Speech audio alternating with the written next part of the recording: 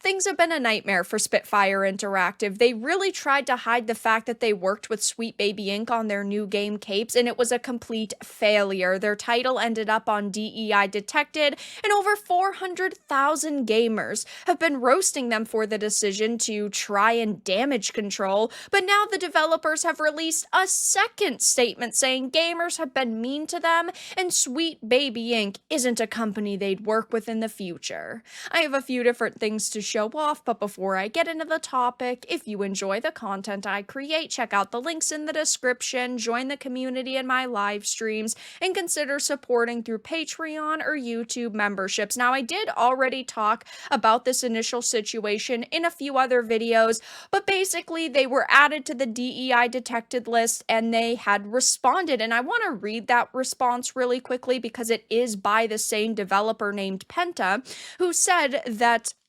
they don't have to, really deal with responding again because, let's be honest, gamers don't want to listen to what they have to say.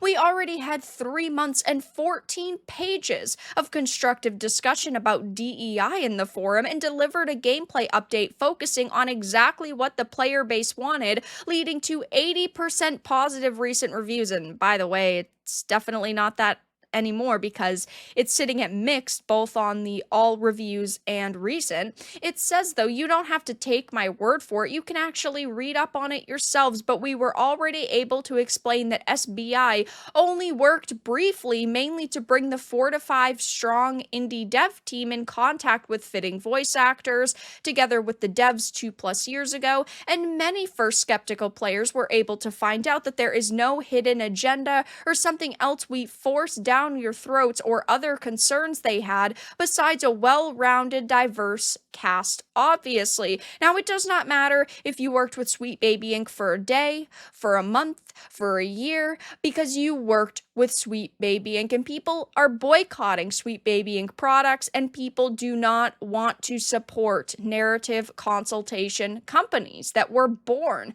out of Gamergate 1 that have started Gamergate 2. People are still not going to support you. So he can sit here and try to say, oh, it really wasn't that big of a deal and they didn't really change that much and we only worked with them briefly, but you still worked with them. And that's very suspicious to me.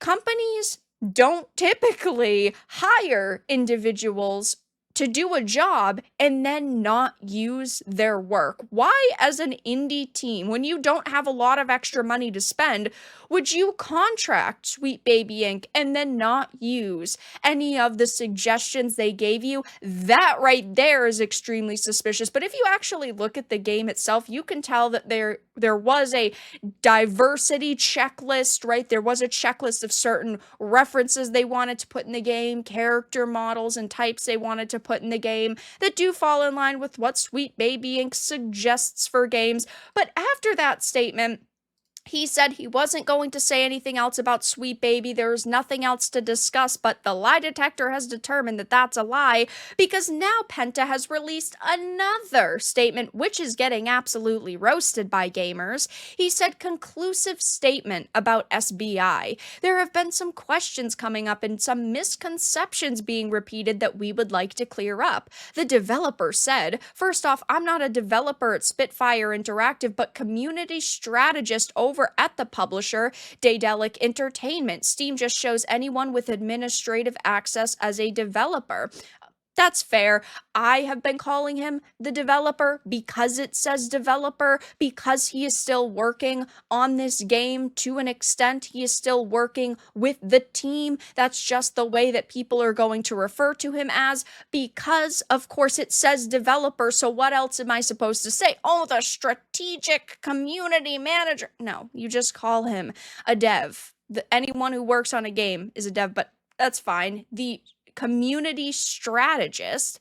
It says, why are 12 people listed when they didn't do more work on the game than connecting with voice actors? It is an industry norm that if you contact a company, you credit the whole company, or at least that they tell you who they want listed in your credits. That is bullshit, because there are plenty of other Sweet Baby Inc. games out there that don't have every single Sweet Baby Inc. developer or consultant listed in the credits. You list in the credits the people who worked on the game. If you happen to, do a project, and let's say it's Ubisoft and Rocksteady, you're not listing the 400 employees that are there. You're listing the employees that ended up working on a project. I'm calling BS there. He can say it's an industry norm, but it's definitely not a norm that we've seen because this has never been an issue in the past.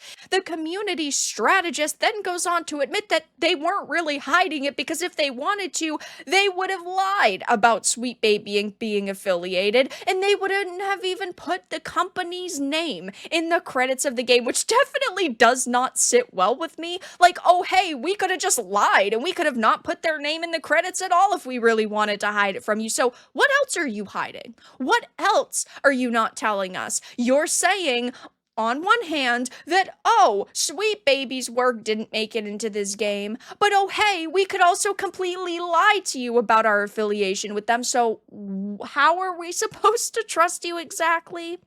He then says, why do you still continue to work with them after all they said? The devs collaborated with SBI in early 2022, were aware of the statements being done by individuals connected to SBI. I love how he tries to twist that like, oh, some of the people who are connected. No, we are talking about employees of Sweet Baby Inc. and co-founders of Sweet Baby Inc., not just some random people affiliated with them. At least you could be honest and not insult our intelligence. He says, but in 2022, there was no sign of that. There's always been signs of that because Kim Belair, one of the co-founders, is someone who has been very vocal against gamers and of course, just generally hates our guts, it is likely that the decision would have been a different one in 2024. So yeah, he's saying, oh yeah, now that they're controversial, we wouldn't work with them. But before that, we were perfectly fine with working with them, even when they had made statements that are similar. But they just weren't really being paid attention to. Like, it's such a bizarre way to try to clarify your stance on Sweet Baby Inc. when all you're really doing is making yourselves look even worse. They should have never made this statement.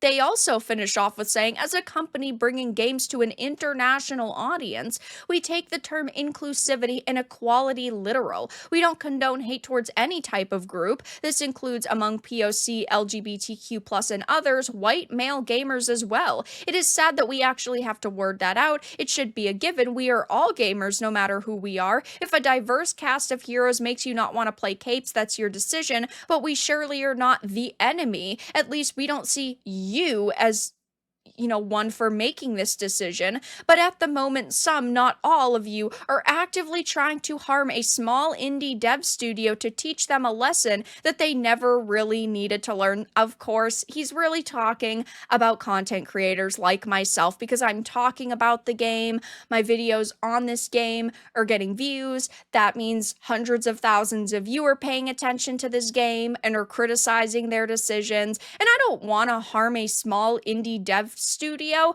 but at the end of the day, you're still a company, and you are a company that can be criticized, and I am criticizing the decisions you've made, the responses you've made, and there are lots of other people who are not really going to like the things you're saying because they're very suspiciously worded, because it seems like you do not want to outright say Sweet Baby Inc. is a company filled with people that gamers don't like, and they have made racist comments in the past, and they have hated gamers in the past. They still do hate gamers, but you don't actually want to say that because you did work with them in recent memory and you don't want them to be angry at you and you don't want the mainstream to come after you. So you're trying your very best to play the fence and really it's not working out for you. So it is interesting to see the fact that Penta, this community strategist, has decided to make yet another statement, but because honestly, this statement is terrible. It's not a good statement. None of these statements have been good, and he probably shouldn't have said anything else,